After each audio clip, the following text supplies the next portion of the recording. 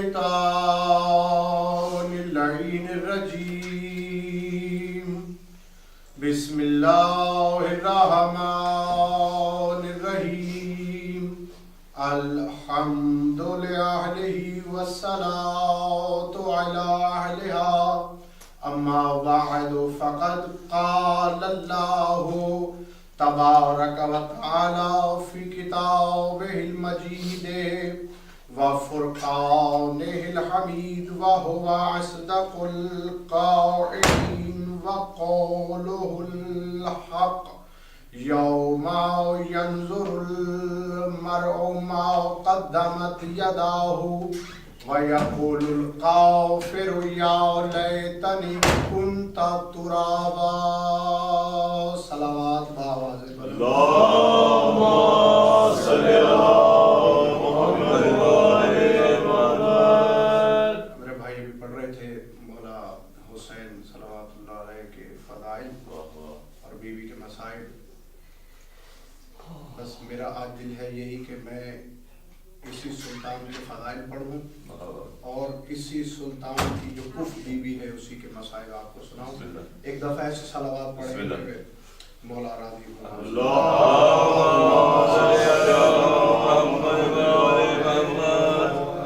قرآن مجید کا آخری پارہ اور پہلی سورہ جس کا نام ہے سورہ نبا اور اس کی آخری آیت میں نے تبرکاً تلاوت کا شرف حاصل کیا ہے. ارشاد خداوندی ہو رہا ہے. اللہ عز و جل کافر کی حسرت بیان کر رہا ہے کہ حشر والے دن، قیامت والے دن، ساعت والے دن کافر کی حسرت کیا ہوگی. اللہ فرما رہا ہے کہ یوم ینظر المرء ما قدمت یداہ، جس دن دیکھے گا جو شے اس نے اپنے ہاتھوں سے آگے پہنچائی ہے تو پھر ہوگا کیا. یقول الکافر، تو یقیناً کافر ضرور یہ کہے گا یا لیتنی کنت ترابا، ہائے افسوس مجھ پر، کاش میں تراب ہوتا. ایک تو میں آیت صحیح کر کے پڑھوں، دوسرا اس کی پھر تفسیر پڑھوں اور انشاءاللہ آپ کے سب کے چہرے فضائل امیر المومنین سے کھل اٹھیں گے، یہ مجھے یقین ہے. کیا کہہ رہا ہے اللہ کافر کی حسرت بیان کرتے ہوئے؟ مولا سے جب پوچھا امام جعفر صادق علیہ صلوات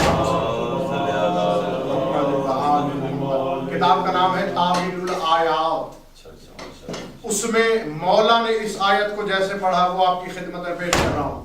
مولا نے فرمایا یہ آیت نازل ایسے ہوئی تھی یقول الکافر یا لیتنی کنت ترابیا، یعنی کافر حسرت سے کہے گا اے کاش افسوس ہو مجھ پر میں علی والا ہوتا.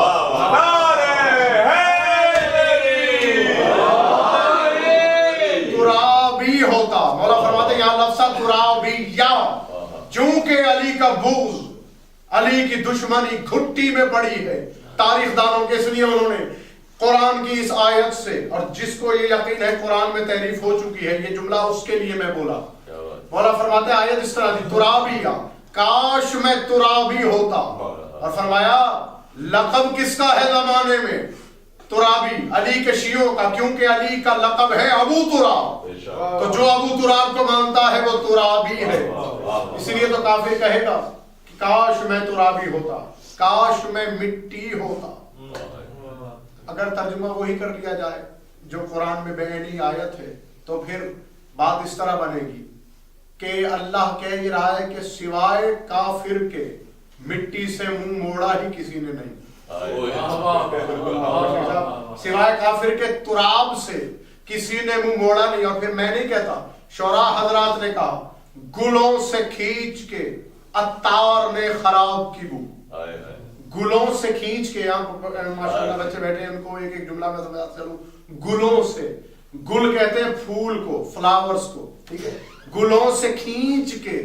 عطار کہتے ہیں جو خوشبو بیچتا ہے، جو پھولوں سے خوشبو کو نکالتا ہے. اب سمجھنا، گلوں سے کھینچ کے عطار نے خراب کی بو.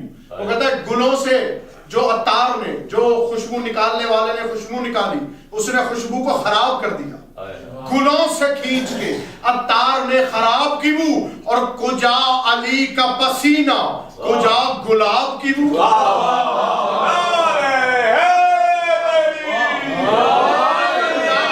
پسینہ کجا گلاب کی بو.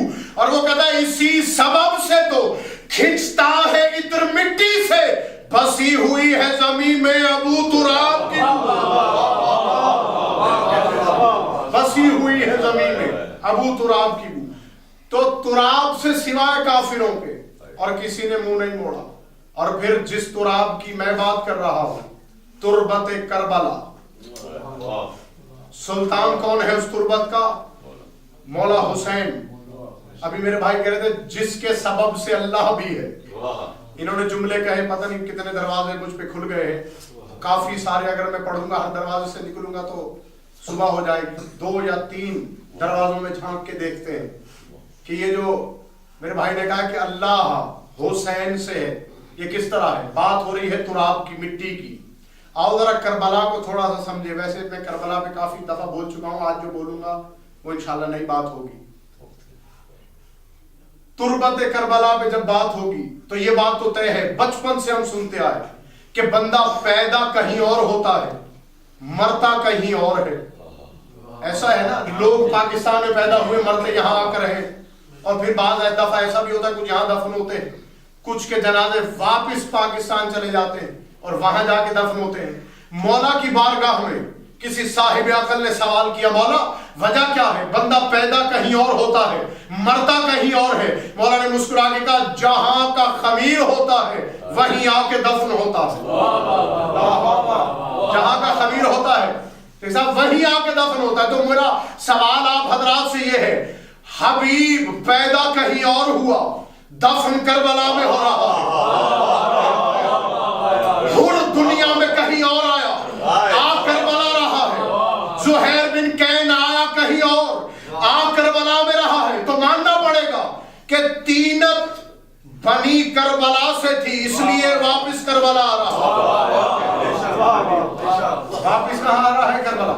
بات حسین کی نہیں کرتا, بات حسین سے منسوب ان کی اولاد کی نہ کرنا. اس لیے کہ حسین تو تینتوں سے بھی پہلے کا ہے, حسین خلق سے پہلے کا ہے. ایسا ہے کہ نہیں؟ حسین ہر شے سے قبل ہے, یا اس کی توحید تھی یا حسین تھا, اور کوئی ہے نہیں اس گھرانے سے پہلے. میں آیت پڑھتا ہوں, جب تک آیت نہ پڑھوں میں اپنے مضمون میں آگے نہیں بڑھتا. وَلَهُ مَنْ فِي السَّمَاوَاتِ وَمَا فِي الْأَرْضِ وَمَنْ عِنْدَهُ, جو کچھ زمینوں اور آسمان میں ہے وہ اللہ کا ہے, اللہ اس کا مالک ہے. وَمَنْ عِنْدَهُ, جو اللہ کے اندر رہتے ہیں اس کا بھی مالک اللہ ہے. میں اللہ جانے کیا پڑھ رہا ہوں, تم کیا سن رہے ہو. جو اللہ کے اندر رہتا ہے اس کا بھی مالک اللہ ہے. مولا کے ایک صحابی نے, جابر جوفی نے آیت تلاوت کی, مولا نے روک کے پوچھ لیا, جابر جوفی یہ بتا جو کچھ زمین و آسمان میں ہے وہ تو اللہ کا ہے. وَمَنْ عِنْدَهُ, جو اس کی اندیت میں رہتا ہے وہ کون ہے؟ جو اس کی اندیت میں ہے, جو اس کے اندر رہتا ہے وہ کون ہے؟ جابر جوفی کے لبوں پہ بخیے لگ گئے, آنکھیں کھلی کی کھلی رہ گئی, حیران و ششدر ہے. مولا مجھے کیا پتا, اگر پتا ہوتا تو میں جعفر صادق نہ ہوتا. آپ بتائیں کون ہے اس کی اندیت میں رہنے والا؟ اپنے سینے کی طرف اشارہ کر کے کہا, فرمایا ہم ہی تو ہیں جو اس کے اندر رہتے ہیں.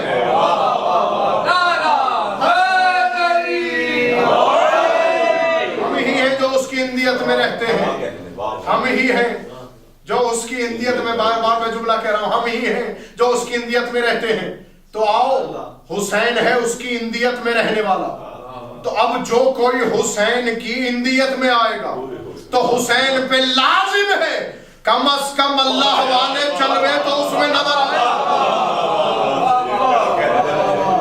کم از کم اللہ والے جلوے تو اس میں نظر آئے. کیسے؟ اگر حسین رازق ہے تو حسین کے در پہ آنے والا رازق ہونا چاہیے. اگر حسین خالق ہے تو حسین کے در پہ آنے والا بھی کم از کم خالق ہونا چاہیے. کم از کم اتنی تجلی تو ہو اس میں. ایسا ہے کہ نہیں؟ کیونکہ تینت کربلا کی خاک بنی ہے. تینت کوئی عام مٹی تو نہیں ہے, یہ وہ مٹی ہے. میرے مولا کا فرمان ہے, پڑھو کربلا سے ریلیٹڈ کتابیں. مولا فرماتے ہیں کہ وہ کبھی کبھی کربلا کی خاک کے ذروں میں تجلی دکھاتا ہے. کبھی کبھی وہ کربلا کی خاک کے ذروں میں کیا دکھاتا ہے؟ تجلی دکھاتا ہے. میں نہیں کہہ رہا، میرے مولا کا فرمان ہے کہ جس زمین پہ تم سجدہ کرتے ہو، عام زمین پہ، فرمایا وہ سجدہ قبول ہو جاتا ہے اللہ کی بارگاہ میں. لیکن ہمارے کچھ شیعہ جب کربلا کی خاک کے اوپر سجدہ کرتے ہیں، فرمایا تو وہ سجدہ عام سجدہ نہیں ہوتا، وہ سجدہ، اس سجدے کا نور، توجہ رکھنا، اس سجدے کا نور ساتوں حجابوں کو چیر کر نکل جاتا ہے. سات حجابوں کو چیر کے نکل جاتا ہے. اب میں زیادہ لمبی بحثوں میں نہیں پڑھتا، بس اتنا بتا دوں، جس کربلا کی خاک پہ عباس پانی دیتا ہو، جس کربلا میں علی اصغر اپنا دودھ گراتا ہو، توجہ رکھنا، دو چار جملے مجھے اور فرائض میں کہنا، پھر میں مسائل کی طرف آؤں گا. جس کربلا کی خاک سے حبیب جیسا اگتا ہو، جس کربلا کی خاک سے حر جیسا اگتا ہو، جس کربلا کی خاک سے زہیر بن کین جیسا شمس معرفت اگتا ہو، تو پھر وہ کربلا کی خاک کوئی عام خاک تو نہیں ہوگی، ان کی تینت میں کربلا کی خاک شامل ہے. اور اگر تمہیں حوصلہ ہو تو میں دو چار جملے اور پڑھوں، اس لیے کہ یہ تو مومن کی تینت میں شامل ہے. جب فضائل بھی پڑھے جاتے ہیں تو مومن کی آنکھ میں آنسو آتا ہے، گریا ہوتا ہے، اور کبھی تنہائی میں ہوتا ہے تو ان کے مسائل کو سوچ کے روتا رہتا ہے.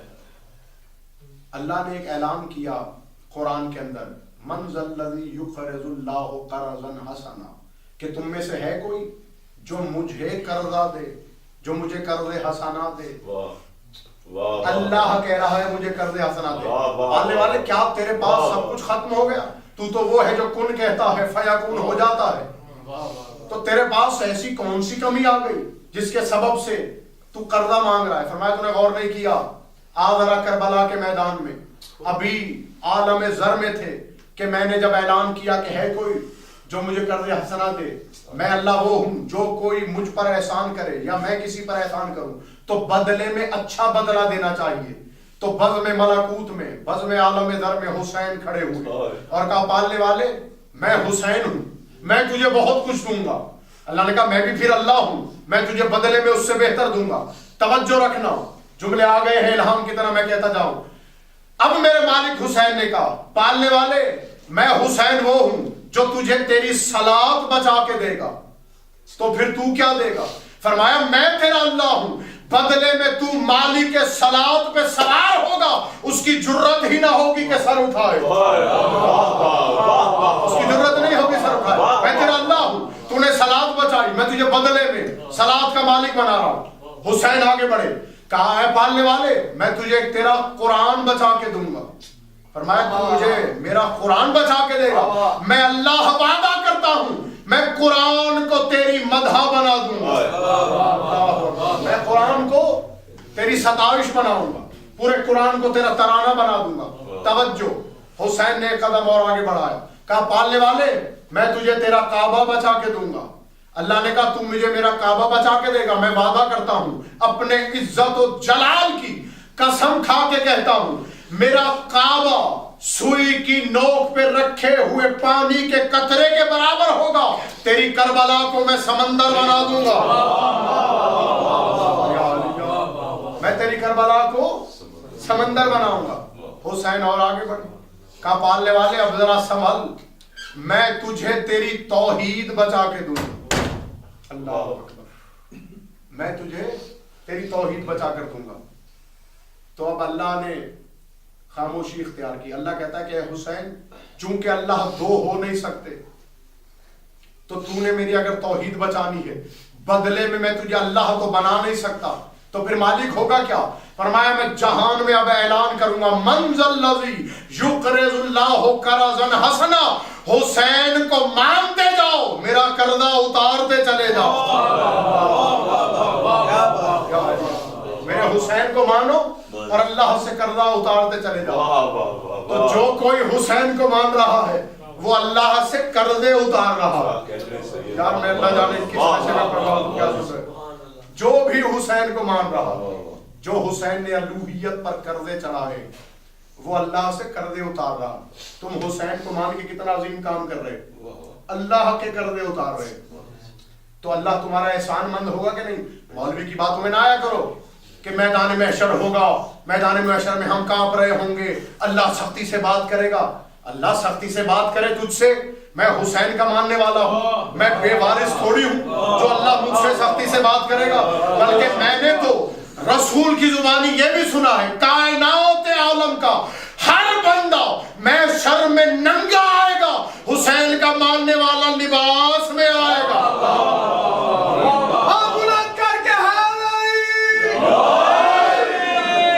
مولا کی بزم میں کسی نے پوچھا, مولا ہم نے سنا ہے کہ اللہ کائنات کے میدان میں بھرے محشر میں ہر ایک کو اس کی ماں کے نام سے پکارے گا. ایک مرتبہ وجہ اللہ ہی چہرے پہ جلال آیا, فرمایا کہ یہ بات علی کے دشمنوں کے لیے ہے, تمہارے لیے تھوڑی ہے. مولا ہمارے لیے کیوں نہیں؟ فرمایا اس لیے کہ تم علی کو مان کے اپنی ولادت کو پاکیزہ بنا سکے,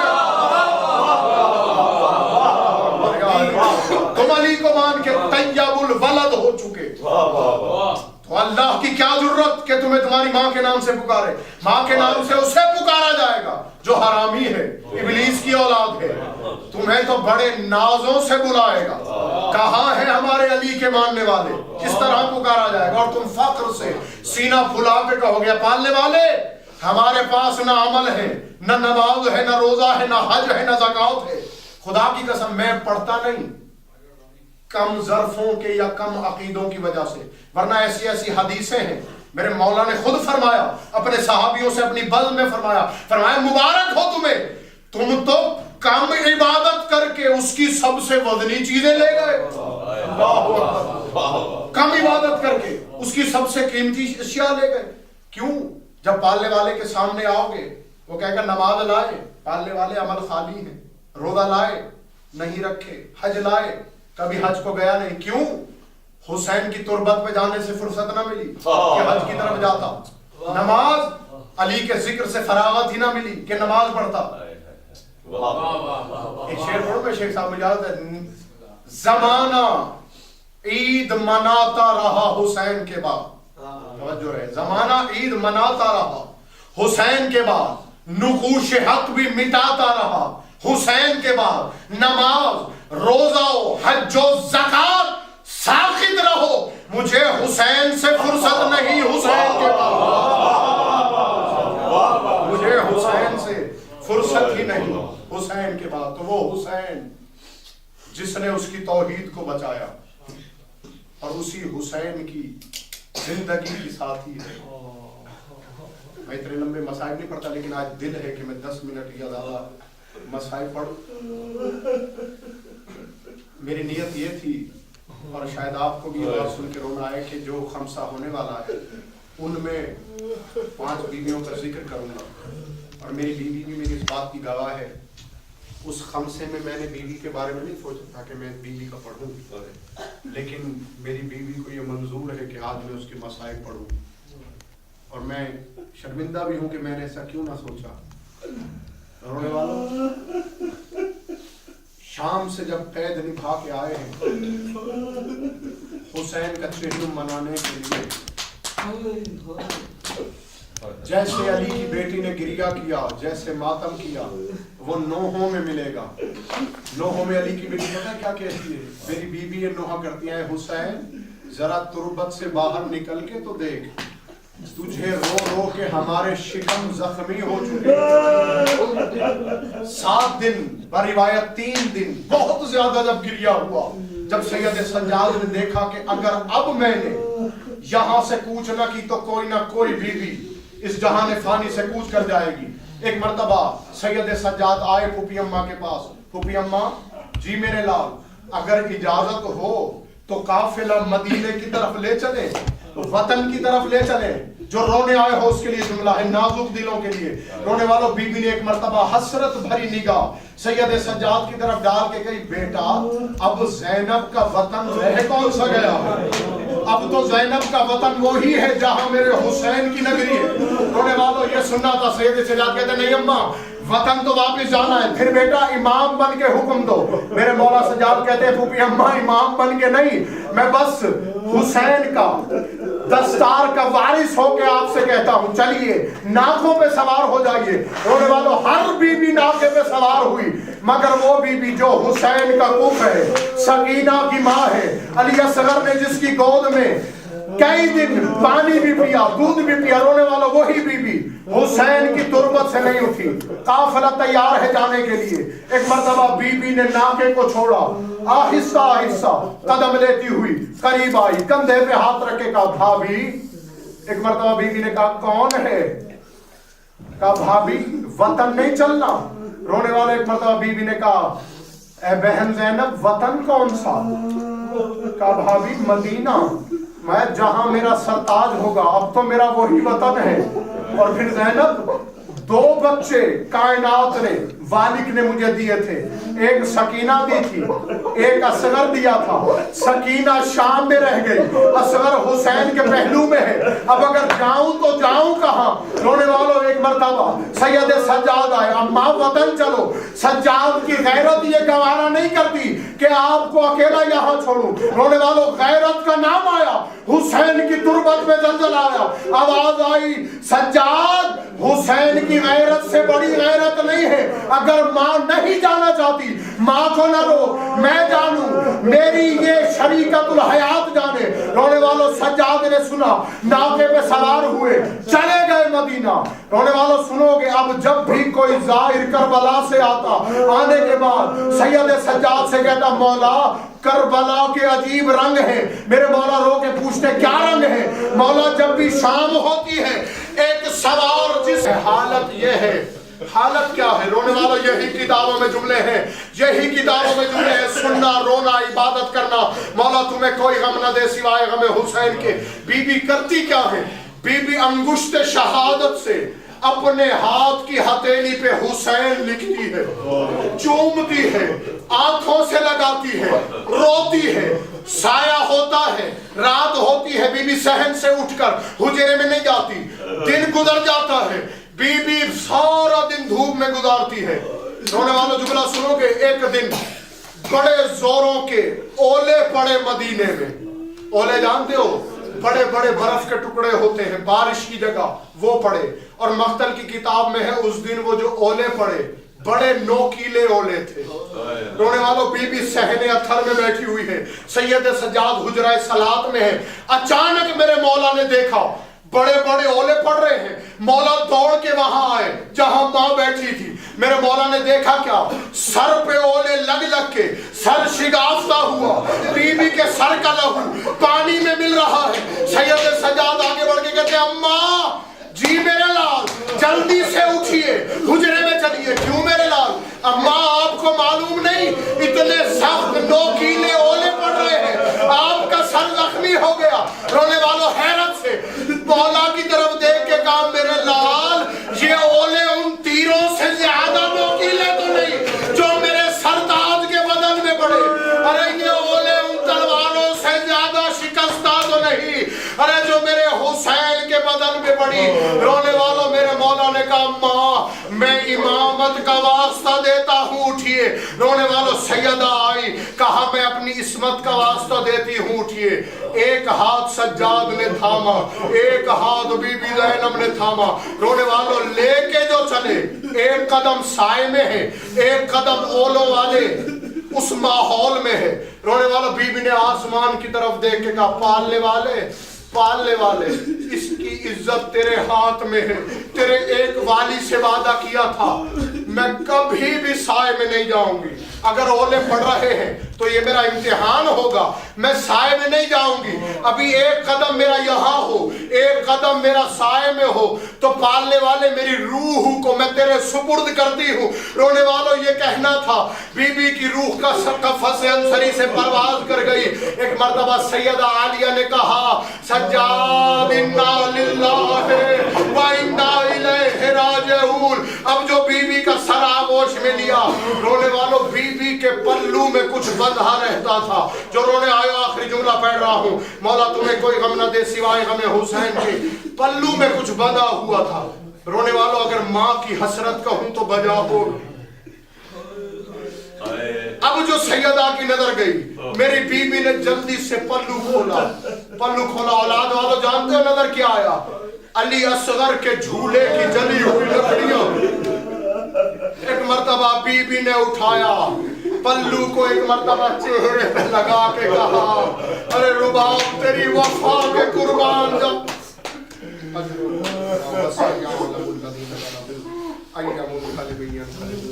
अल्लाहुम्मा कुल्ले वलिय्यक हुज्जत बिन हसन सल्लल्लाहु अलैहि व अला आलिहि व